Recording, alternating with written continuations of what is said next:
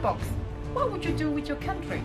Collect the gold, colonize, feed your people, or build the culture? This is Hadara, means civilizations in Arabic. Do you want to learn to play Hadara? In this video, we're going to take you through the full rules for this game, and if you stay tuned till the end, you can pick up some tips and strategies along the way. Coming up.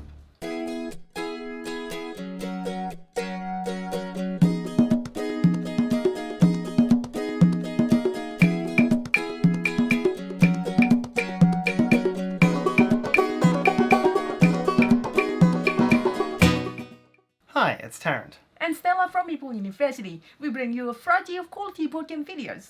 So, if you're new here, please consider subscribing and do hit the bell to be notified of our new videos. Now let's get to the rules of Hadara, designed by Benjamin Schreier and published by Z-Man Games. Hadara is a civilization building game for 2 to 5 players. In the game, players will be competing against each other to draft the best cards they can into their civilizations, paying money to gain those cards in order to move up on the 4 civilization tracks: income, military, culture, and food. Income helps the player buy more cards as well as medals. Military helps the player settle colonies. Culture allows the player to carve statues, and all of these will be worth victory points at the end of the game. At the same time, the player needs to maintain enough food supply to keep their entire population fed. Otherwise, they will leave the civilization and the victory points that they carry will go with them. The game plays over 3 epochs, and the player with the most victory points after those epochs are done wins the game. To set up the game, assemble the 5-piece board in whichever order you wish. With the game, you will have 15 separate decks of cards broken up into 5 different colours and 3 different epochs. For each of the decks from Epoch 1, deal out 2 cards per player in the game, and then remove the rest of the cards from the game, returning them to the box. Put the cards for the other epochs off to the side for now. You will use them later in the game. Find all of the colony tiles and then split them into piles that have the same amount of military strength required, or of course that have the same picture. All of them should be placed so that the side showing these coins in the top left corner is face up. Take 1 tile per player per stack, put them next to the main board, and remove the rest from the game. Each player takes a player board, 2 bonus tokens in each of the 4 colours, 2 gold medals, all of these start off the player board, and 1 marker for each track. You'll note that your player board has an icon which represents you in the game. Then shuffle the setup cards and give 1 to each player.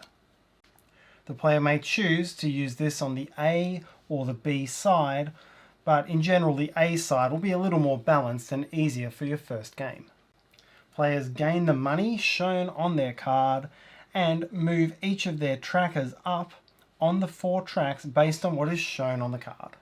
So here the player would start at 3 on income, 2 on military and culture, and 3 on food.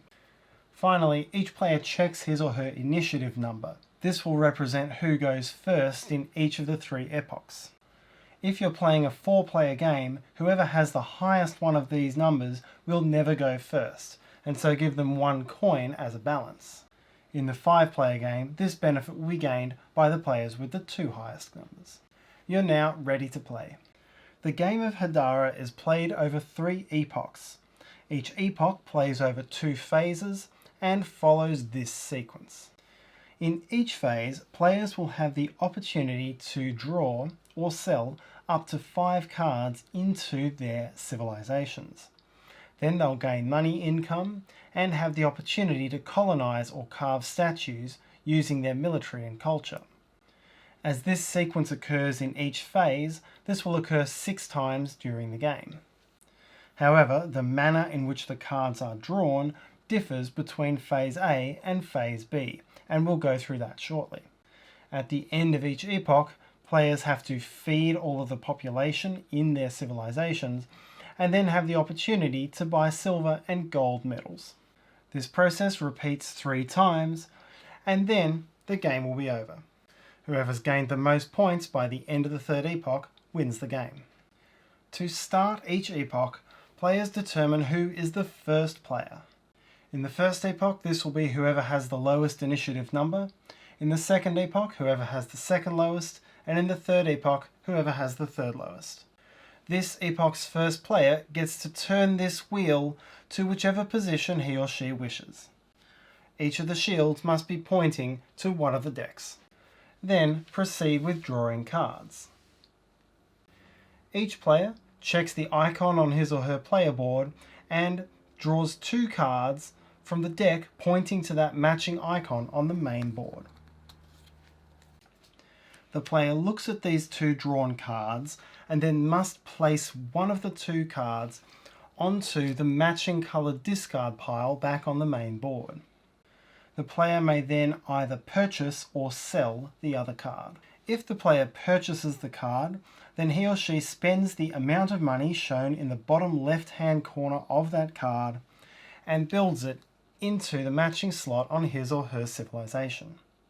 The cost of the card is discounted by 1 coin for every matching coloured card the player already has. So the player's next blue card would be at a 1 coin discount. Card costs may be reduced to as low as 0. Then the card will show 1 or more coloured numbers, and this represents the amount that you can increase on the corresponding track. Don't be too worried if you forget or make an error here, because you can always go back and recalculate where your track should be based on everything in your tableau at any given time. Pay attention also to the number of victory points on the card. You'll gain these at the end of the game if you still have that card in your tableau. Note that purple cards operate a little bit differently to the main colours of cards. There is no purple track, and so some of these cards will simply give you track advancements on other colours. Other purple cards will give you some sort of additional bonus that will help you during the game. For example, this one will make all of your blue cards give you an additional blue track advancement. You can refer to the back page of your rulebook to understand exactly what all of these mean. The alternative to purchasing a card is to sell the card. When you do this, flip the card over, gain the amount of money shown on the back. This will always be 2 coins in Epoch 1, 3 coins in Epoch 2, and 4 coins in Epoch 3. Then remove the sold card from the game. It's very important that you don't get cards that you've sold confused with cards that you've discarded, because the discarded cards will come back into play in Phase B of the Epoch, whereas the sold cards are out of the game. All players will complete this step simultaneously. Then, once all players have either purchased or sold 1 card and discarded the other, rotate the wheel 1 step clockwise and repeat the process. Repeat this process until there are no cards left in the draw deck. At this point, each player will have had the chance to buy or sell 1 card of each colour, and there will be 1 card per player in each of the 5 discard piles on the board. Next, proceed to the income phase, in which each player gains a number of coins according to his or her position on the income track. Next, proceed to the colonization phase, in which players with sufficient military strength have the opportunity to colonize one of the new colonies in the game. Colonies are available with strength of 3, 9, 15, 21, and 30 military. So, as it sits here, the player has a military strength of 4 and therefore qualifies to take this 3 strength colony into his or her civilization. Note that a player may not have more than 1 of the same strength of colony and may not colonize more than 1 colony on the same round. Upon gaining the colony, the player has an immediate decision to make. He or she may plunder that colony, gaining the amount of money shown with the positive green number. When doing this, the colony stays this side up and will be worth this many victory points at the end of the game. Alternatively, the player may integrate this colony into his or her civilization. To do this, the player spends the amount of money shown in red and then flips the tile over. The player then gains the benefits shown on the other side. So here it would be advancements on the blue and red tracks. Each colony which matches on the front side will be different on the backside, and so players won't know exactly what they'll be getting from their colony until they've chosen to integrate it. And so the player may be getting different track advancements to what he or she wishes, or may get fewer track advancements but more victory points for that colony. Players must decide whether to integrate or plunder before looking at the back. Note that the player does not lose any steps on the military track as a result of gaining a colony. The player simply has to meet the requirements. The next phase is to carve a statue, and these 4 spaces here represent the statues. Each of these 4 statues has a minimum culture requirement to carve it. First 6, then 12, then 20, then 30. And as for the colonies, the player simply needs to have that much culture, not spend it, in order to carve the statue. A player may carve no more than 1 statue in each phase. To carve the statue, the player takes one of his or her 8 bonus tokens and then places it into the hole representing that statue. This immediately unlocks the number of victory points associated with that statue and grants a number of track advancements, 2, 3, 4, or 6, on the corresponding track to the bonus token that was placed. So here the player would gain 2 food. Alternatively, if the player does not want to move up on one of the tracks, he or she may flip this over to the victory point side and will gain that many extra victory points for the statue at the end of the game. Players should remember that their bonus tokens are limited to the 8 they receive at the start of the game. After you've finished carving statues in Phase A of an epoch, you'll proceed to Phase B, where you'll now start drafting cards from the discard piles on the board. Starting with this epoch's first player and going clockwise around the table, players will take it in turns to draft from any of the cards which are face up on top of these discard piles. So at the start of the phase there will be 5 cards to choose from, and towards the end, once the decks are depleted, there will be fewer. These cards are then treated in exactly the same way as the cards taken in the first phase. The player either sells that card, removing it from the game in order to gain the amount of money shown on the back, or pays to add the card into his or her civilization, paying the cost of the card -1 for every matching colour of card. So in this case it would be 2 coins. Advancements are made on the tracks exactly as before. Once all of the cards are gone from the main board, that brings the second drafting phase to an end. Then repeat the same 3 steps that you did in Phase A. First gaining income, then taking a colony, if eligible, and then carving a statue, again if eligible. Next, you'll need to go to feeding your people, and this occurs only once per epoch. Each card that you have in your civilization requires 1 food to feed. If you don't have enough food, you'll have to discard cards until you do. So in this case here, the player has 6 food production and a total of 7 cards. Therefore, the player must discard 1 card from his or her civilization. When a card is discarded, not only are the victory points that could have been gained lost, but the player also loses the advancements on the track that came from that card. Remember, as I said before, you'll always be able to look at what you've got in your civilization and recalculate what your tracks should be. Note though that if you drop below the threshold for either a colony or a statue as a result of discarding cards, you do not lose the colony or statue. So it's perfectly valid to push to complete one of these, even if you're going to lose the population afterwards. You won't want to discard food producing population during the feeding phase.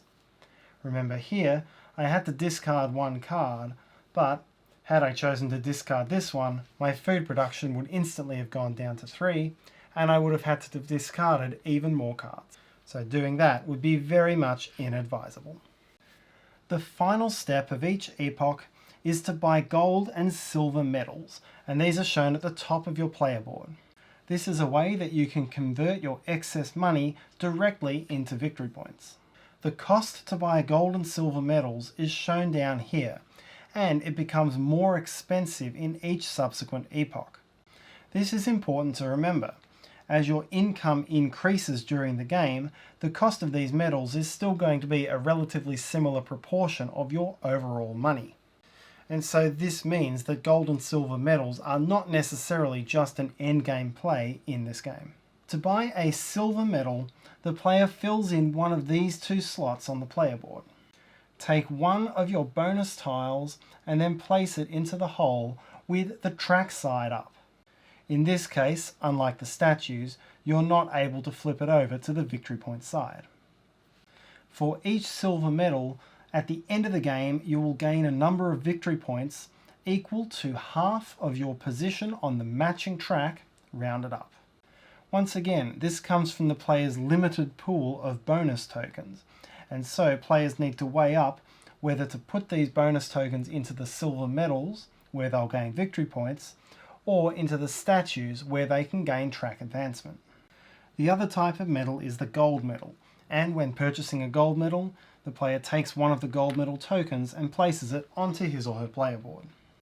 Each gold medal that the player has gained will be worth 7 points for each set of one of each colour of card. So as it lies here, the player has one set of 5 cards and would gain 7 points for that medal. Gold medals have an interesting balance in the way the game is played. Remember that cards become cheaper for every card of a matching colour that you have, and so to a large extent that mechanism incentivizes specialising in a single colour of card. But having gold medals incentivizes directly in victory points for players to generalise and have a lot of all of the colours of cards. And so players need to balance those two parts of the strategy out in order to maximise their points. Each of the player's 2 gold medals, if the player gains 2, is considered separately, and so in this scenario here the player would gain 14 points for each set. Unlike the colonies or statues, there is no restriction on how many gold and silver medals can be purchased in a single phase, other than the fact that a player may have no more than 2 of each in the whole game. After the first or second epochs are finished, you'll set up the main board for the next epoch in the same way you set up the game at the start. In other words, place 2 cards per player into each stack and have the new first player rotate the wheel to the position of his or her choice. After the 3rd epoch is complete, proceed to final scoring. Each player then totals up his or her score based on these categories on the score sheet. Colonies score points based on the revealed number of victory points on any colonies gained, so in this case 20. Statues that have been built score points based on what the statue is worth as a base case, as well as any points for flipped bonus markers. So here it's 6 plus 8 plus 18, for a total of 32. Each silver medal will score points equal to half of the position of the matching track, rounded up. So here the blue and green tracks are both at 25. Halving each of those is 12.5, so rounding it up and adding them together, those are worth 26 points. Gold medals score 7 points for each set of one of each colour. The player here has 2 complete sets and therefore gains 7 times 2 is 14. Next, you need to total up the victory points on all of the cards in your civilization. In this case, it's 57. Be wary that some of the purple cards in the game are also worth points, so don't forget to count them. Finally, any leftover money is cashed in at a 5-to-1 ratio for victory points. The player with the highest score wins. In the event of a tie, whoever has the most leftover money after cashing in some for points wins, and if still tied, victory is shared. And that's how to play Hadara. We hope that you enjoyed this video, and we hope you enjoy playing. If you enjoyed this video, please let us know by hitting the like button or write your questions and feedback in the comment sections below. You can also join our Facebook group, Meeple University Community, to share your love for board games. And finally, if you'd like to be among the first notified of what's new from Meeple University, please consider subscribing to our channel. You can click on the Meeple up in the corner to do so, and do hit the bell to be notified of our new videos. Until next time.